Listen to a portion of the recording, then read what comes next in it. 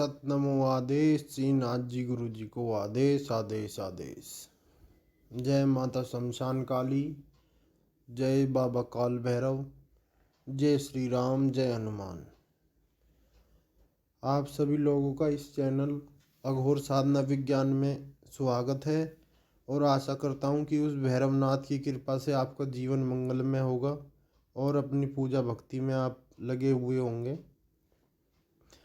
तो आज का टाइटल तो जैसे आपने देख ही लिया होगा, अघोरी और हनुमान पूजा या अघोर और हनुमान पूजा।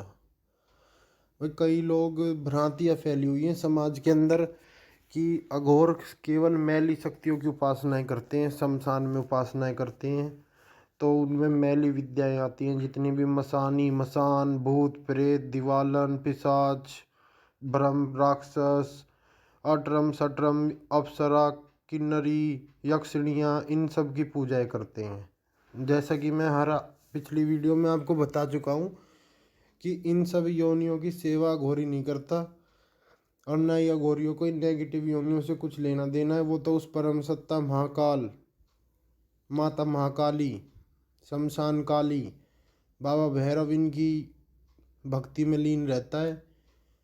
और सबसे बड़ी भ्रांति ये है कि हनुमान जी हैं जो वो सात्विक देवता हैं और अघोरी हैं जो वो तामसिक क्रियाओं में लिप्त रहते हैं, तो अघोरी कभी हनुमान की पूजा नहीं कर सकता। कई लोगों से मेरी बात भी हुई, पहले उनके माइंड में भी यही डाउट था, जबकि ऐसा बिल्कुल भी सत्य नहीं है। कई अघोर के साधक और खुद मैं भी बल्कि हनुमान जी का उपासक रहा हूँ। हनुमान जी हैं जो उनके बिना तंत्र अधूरा है, इस बात को आप नोट कर लें। और उनका नाम है संकट मोचन। आपके जीवन में कैसी भी परिस्थिति में आप घिर जाएं, कितने भी चारों तरफ से दरवाजे जब आपके बंद हो जाएं, तो आप हनुमान जी का दरवाज़ा खटखटाइएगा। ऐसे जैसे कोई डूब रहा होता है, उसको कॉलर पकड़ के खींच लेते हैं ना, ऐसे आपको उस संकट में से बाहर निकाल देंगे। कोई भी बड़े से बड़ा संकट हो, पर शर्त है कि आपको उनके हिसाब से उनके नियम पालन होने चाहिए, नहीं तो आपकी भक्ति कभी सफल नहीं हो सकती। अघोर में मुख्य रूप से अघोर हनुमान और पंचमुखी हनुमान, इनकी सेवा होती है। और हनुमान जी के दूसरे रूप भी हैं, जैसे कि मसानी हनुमान, जैसे हनुमंत वीर। कुछ लोग उनको हनुमंत वीर कहते हैं, कुछ लोग लांगुरा वीर कहते हैं, जो कि देवी के साथ चलते हैं। और हनुमान जी को आप सात्विक भैरव भी कहें तो ये भी कोई गलत नहीं होगा। और जैसे सात्विक भैरव होते हैं, गोरा भैरव भी बोलते हैं उनको, कई लोग राजस्थान में बटुक भैरव भी बोलते हैं। ऐसे आप हनुमान जी को भी सात्विक भैरव का एक रूप लगा सकते हैं। बाकी हनुमान जी के जो उग्र रूप हैं, जैसे कि पंचमुखी हनुमान, हनुमंत वीर, लांगुरा वीर, इन सब की सेवा अघोर में करी जाती है और इनसे काम भी लिया जाता है और उनकी पूजा सेवा भी दी जाती है। तो कुछ लोगों के मन में डाउट था कि अघोरी हनुमान की पूजा नहीं करते, ये नहीं करते, वो नहीं करते, जबकि कई अघोर साधकों को जो मैं जानता हूँ वो परम भक्त हैं हनुमान जी के। 11वें रुद्र हैं हनुमान जी, इनके बिना तंत्र अधूरा है। और इनके कुछ ऐसे प्रयोग हैं तंत्र के, जिनसे जो नेगेटिव एनर्जी या फिर तंत्र हुआ है, किसी के ऊपर मारण किया गया है, किसी के ऊपर कोई भी अभिचारिक कर्म है, तो इसमें ये तुरंत प्रभाव देते हैं। और कलयुग में साक्षात हनुमान जी विचरते हैं, कलयुग के साक्षात देवता हैं हनुमान जी। हनुमान जी की जो सेवा करता है, उस साधक पर कोई भी तंत्र, अभिचारिक कर्म, नेगेटिव एनर्जी, किया कराया, जादू टोना, ब्लैक मैजिक, मुठ करनी, XYZ एटसेट्रा एटसेट्रा, कोई भी चीज़ उसके ऊपर सफल नहीं होती। अगर उसके ऊपर कोई बड़ा प्रयोग भी होता है तो वो उसका असर सिर्फ 10% ही हो पाता है, जहाँ तक कि मेरे देखने में आया अपने एक्सपीरियंस तक। और इनकी जो साधनाएं होती हैं, बहुत कठिन परीक्षा लेते हैं ये साधक की, बिल्कुल निचोड़ लेते हैं आखिरी तक। और हनुमान साधकों के आपके चेहरे पे एक अलग सा तेज पाएगा, ना तो ये किसी से डरते हैं ना किसी चीज़ को मानते हैं। इनके लिए सिर्फ श्री राम और जय हनुमान और माता सीता इनकी प्रमुख सेवा करते हैं। और जो हनुमान जी की सेवा करता है, डिप्रेशन, नेगेटिविटी, मायूसी उसके कोसों दूर फटकती है, उसके पास भी नहीं लग सकती। तो मैं तो ये बोलता हूँ आपसे कि आप किसी भी पंथ में दीक्षा लें, चाहे आप कापालिक में लें, अघोर में लें, या कोई सावरी विद्या अपने गुरु से सीखते हों, या आपके गुरु चौकी गद्दी दरबार कुछ भी लगाते हों, जो भी आपके गुरु हैं, आपको जीवन में हनुमान जी की पूजा बिल्कुल करनी चाहिए। हर किसी को पूरे नियम कायदे कानून से करनी चाहिए। और जितनी भी महिलाएं हैं वो भी हनुमान जी की सेवा कर सकती हैं। बस अपने अशुद्ध जो उनके दिन आते हैं उनमें ना तो उन्हें किसी मंदिर में जाना चाहिए, ना ही किसी मूर्ति को स्पर्श करना चाहिए। उनको छोड़ के वो बिल्कुल साधना कर सकती हैं, अपने पिता के रूप में हनुमान जी की सेवा कर सकती हैं।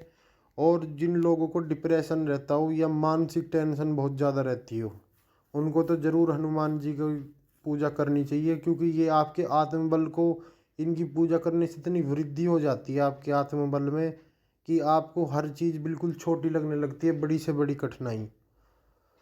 बाकी ये सब बातें मैं आपको अपने एक्सपीरियंस से बता रहा हूँ। इनके बहुत सावर के भी मंत्र हैं, तांत्रोक्त मंत्र भी हैं, और ये बिल्कुल तीक्ष्ण प्रभाव देने वाले देवता हैं। कोई भी बड़े से बड़ा काम इनकी भक्ति से आज इस कलयुग में संपन्न करा जा सकता है, पर शर्त है उसके पीछे आपका कोई ऐसा गलत भाव ना हो, या फिर आप अपनी जगह गलत नहीं होने चाहिए। बाकी इनके शत्रु विनाश के भी मंत्र हैं जो आगे इस चैनल पे डाले जाएंगे। जो लोग शत्रुओं से ज़्यादा ही परेशान रहते हैं उनके लिए शत्रु विनाश के हनुमान जी के स्पेशल मंत्र डाले जाएंगे, जिनसे वो लाभ ले सकते हैं। बाकी अघोर में तो अघोर हनुमान जी की पूजा होती है, अघोर गणेश भी होते हैं, अघोर लक्ष्मी भी होती है, ऐसे ही अघोर हनुमान भी होते हैं। और पंचमुखी हनुमान, जो पंचमुखी हनुमान हनुमान जी ने पातालपुरी में अहिरावण से जब राम जी को और लक्ष्मण जी को मुक्त कराया था, जब धरा था, इसके पीछे भी कथाएं हैं कि क्यों रखा था। और अघोर में इनका यही पंचमुखी जो स्वरूप है, यही मेन रूप से इनका पूजा जाता है। और मसानी हनुमान भी पूजे जाते हैं, हनुमंत वीर भी पूजा जाता है, लांगुरा वीर भी पूजा जाता है। बहुत से और ऐसी गुप्त बातें हैं जो यहाँ पर खोल के नहीं बता सकते। बाकी हनुमान जी जैसा सबको पता ही है, शिव जी के 11वें रुद्र हैं। और इनकी जो भक्ति करने वाला साधक है वो परमानंद की स्थिति में रहता है, उसके चेहरे पे हमेशा तेज पाएगा, मुस्कुराहट पाएगी। डिप्रेशन, मायूसी, और मतलब कि जो भी ऐसी चीज़ें मायूस मायूस से रहते हैं, कई साधक मैंने देखे हैं, ये हमारी साधना सफल नहीं हो रही, ये नहीं हो रही, ये नहीं हो रही, मायूसी आ जाती है जो उनके अंदर। और जिन आदमियों में सेल्फ कॉन्फिडेंस की कमी होती है, तो उन्हें हनुमान जी की बिल्कुल सेवा करनी चाहिए। जिनके ऊपर तंत्र प्रयोग है उन्हें बजरंग बाण का पाठ करना चाहिए, हनुमान सठिका का पाठ करना चाहिए। जिनके ऊपर कोई लाइलाज बीमारी है या बड़ा कोई रोग लगा हुआ है उन्हें हनुमान अष्टक का पाठ करना चाहिए। बाकी जिन्हें हनुमान जी की कृपा प्राप्ति करनी है और अपने जीवन में से संकटों को दूर भगाना है, उन्हें हनुमान चालीसा का अनुष्ठान करना चाहिए। बाकी इनके तांत्रोक्त मंत्र भी बहुत तेज हैं, जैसे कि हम हनुमते रुद्रात्मकाय हुम फट, ये वाला जो इनका मंत्र है, जो कि हर हनुमान चालीसा में लिखा भी होता है, इसका अनुष्ठान भी करना चाहिए। ये सिद्धिदायक मंत्र भी है, कामना पूर्ण करने का मंत्र भी है, मोक्षदायक मंत्र भी है, भूत बाधा निवारण करने का भी मंत्र है। हर किसी का मंत्र है ये, एक मंत्र काम अनेक। तो इस चैनल का जो मुख्य उद्देश्य है वो यही है कि अघोर से जुड़ी भ्रांतियाँ हैं जो समाज में, उनका खंडन हो सके।